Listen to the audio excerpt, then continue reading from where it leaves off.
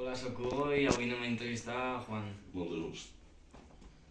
Pues la primera pregunta seria de com vas aprendre a tocar instrument i quants ne toques.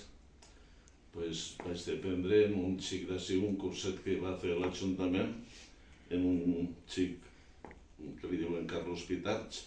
Jo sempre tenia ganes d'aprendre, però no hi havia ningú que ensenyava. I fa una vintena d'anys, este xic mos va ensenyar i vaig aprendre un poquet. Després, eixe ho va deixar i vaig anar en Héctor, de Dolces Cançons, si el coneixeu. I ahir ja vaig aprendre més. Pues la segona pregunta, quins tipus de cançons toqueu i quina és la més típica? Pues toquem en el guitarró, vaig a la rondalla de jota i toquem jotes i canto també jotes. I en la guitarra en Dolces Cançons toquem habaneres, toquem cançons més modernetes, més un estil de tot. I la més típica, per així se titula el grup, és Dolces Cançons. I hi ha una cançó que es diu Dolces Cançons i d'ahir va eixir el nom de Dolces Cançons.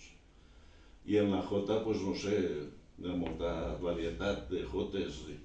Jo la que més canto i toco és la de, a veure com se diu,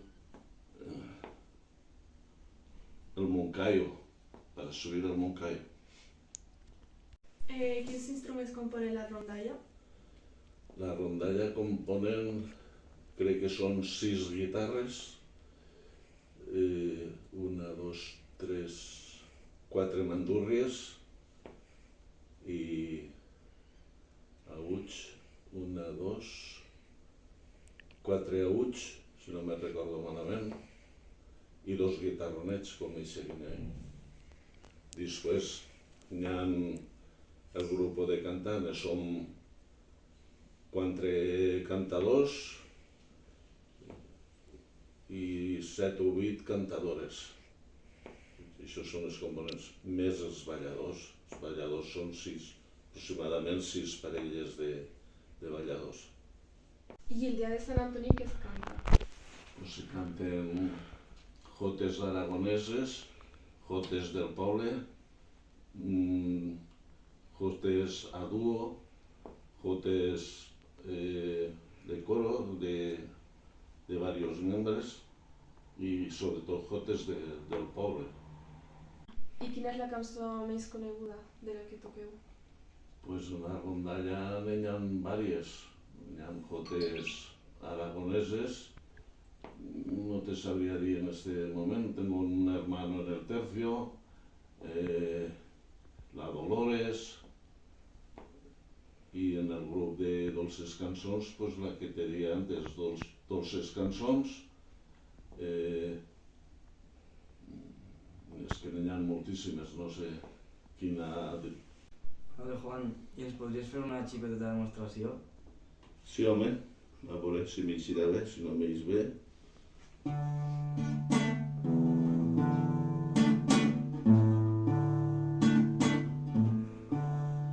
I cante al meu amor en la nit estrellada, dir-lo al meu tresor aquesta nit tan clara.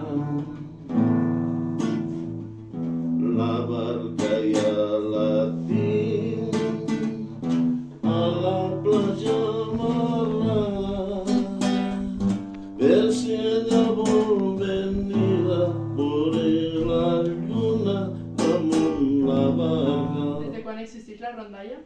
La rondalla exactament no ho sé, jo l'he coneguda tota la vida i exactament no ho sé.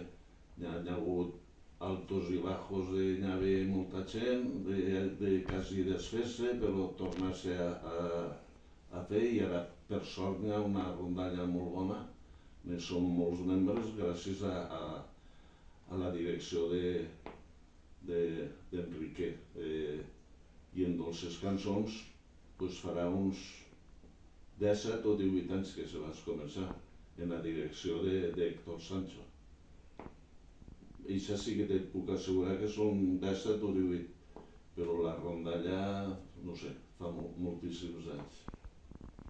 I t'agradaria que tant la rondalla com les seves cançons siguin més coneguts? Home, pues sí que ens agradaria, però el que és en el terme som prou. Anem a molts poblets del costat. Este dissabte anem al pregó de Castelló i bueno, sí que agradaria, el que passa que no som professionals i entonces pues, no es pot anar per ahí de continu. Però sí, però estem prou contents de que la cosa va bé. I en les cançons també, en l'estiu també fem per ahí concerts pels pobles de l'alrededor. Al poble ne fem 2 o 3 i sí, ne fem prou. Però sempre ens agradaria més, clar. Gràcies per tot, Juan. Un gust. I Mucho moltes gusto. gràcies. Un besito.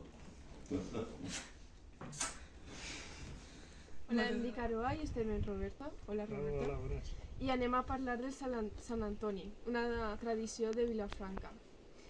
Com prepareu els animals i què ànimes porteu? Mira, així solen portar cavalls, mulos, o machos, que se diuen, mules, ponis, i els aparells que li solen ficar és el colleró, el cabeçó i els tirants. I per anar a traure el que ens diuen els majorals. Fiquem el colleró.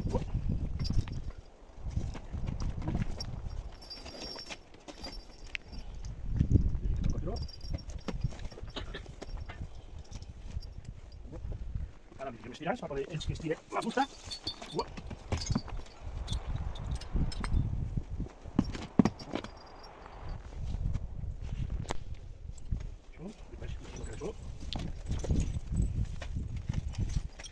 Para que no se ve si lo que porten detrás.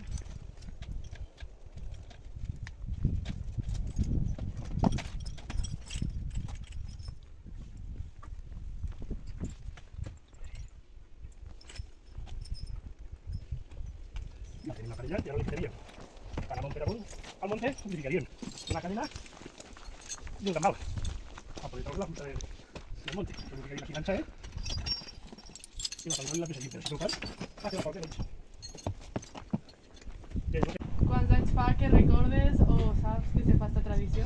Jo tota la vida, l'edat que tinc, tota, i molts anys venia un home que seria Toni Més de Pantiràs, que tenia quasi que 90 anys, me pareix, i ell sempre deia que l'havia conegut tota la vida, com que ells de continu van haver uns anys que se va parar perquè no n'hi havia majorals i jo, però ara s'ha tornat a moure i jo tinc 45 i tota la vida s'ha fet. I què dies solen ser més o menys? Se sol començar a principi d'any, el primer fin de setmana de xiner, el segon i el tercer. El primer se va per la nenya, per als majorals, el segon anem a per les barres, se fan els pastissos típics de Sant Antoni i l'últim fin de setmana se fa el que és la festa. Se crema la barraca i se fa tota la missa i se fa tot. I el diumenge, que és la ronda? La ronda se vestixen els animals, cada un en el seu animal, la seva mandilà, que és el típic del poble. I si pels carrers del poble, la ronda i les fotes i tot. I de vesprada se fa la típica almoneda. I què feu en la malea, els troncs i les barres? Mira, els troncs se repleguen per fer nenyes majorals, per fer perretes per poder pagar la festa. Després se va per les barres, que se baixa al poble per muntar la barraca. I després anem a per tot el que diguem que és la brossa, la malea, per encendre la foguera, per poder pegar-li foc, perquè així fa més foguera. I la bota per què és? La bota allí solen portar el vi, per anar bevent i avant, per no tindre set.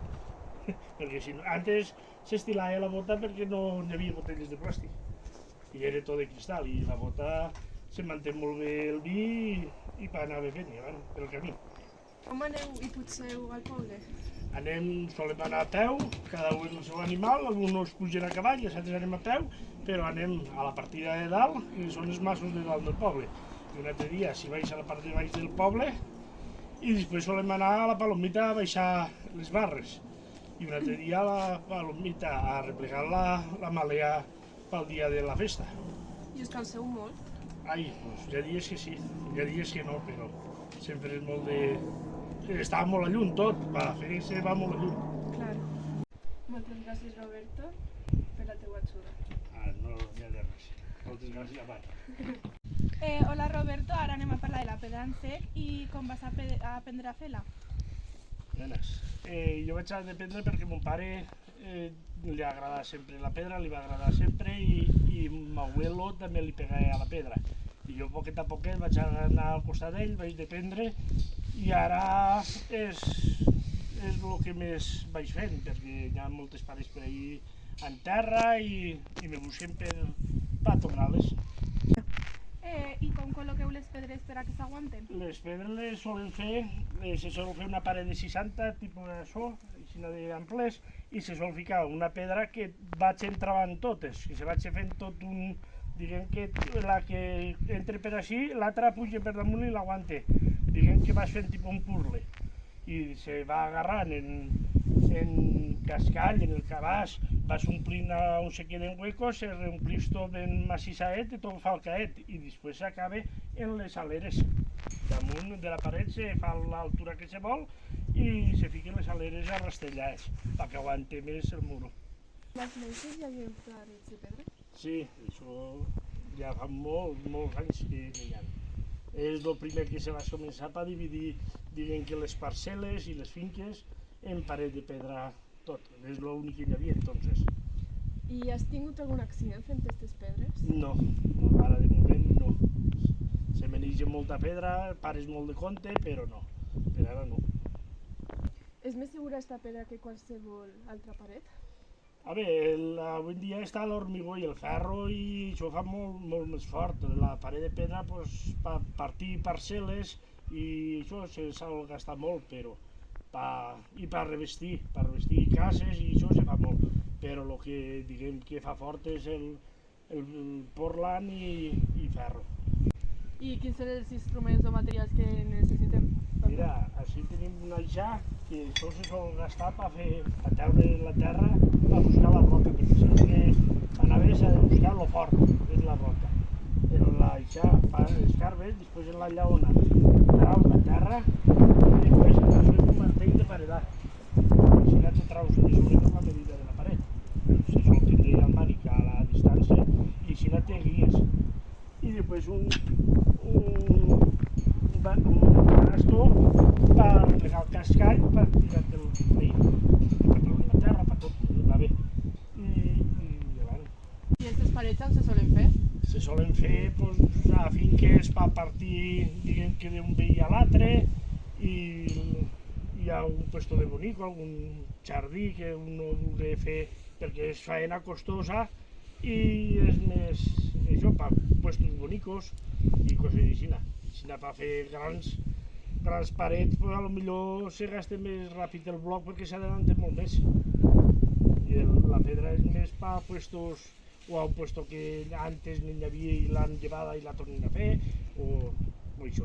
Més que res va partir les finques, perquè és el més econòmic i el que més n'hi ha al puesto.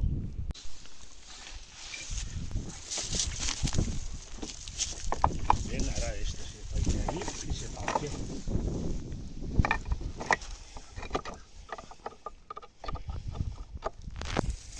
I si no se sol quedar acabat.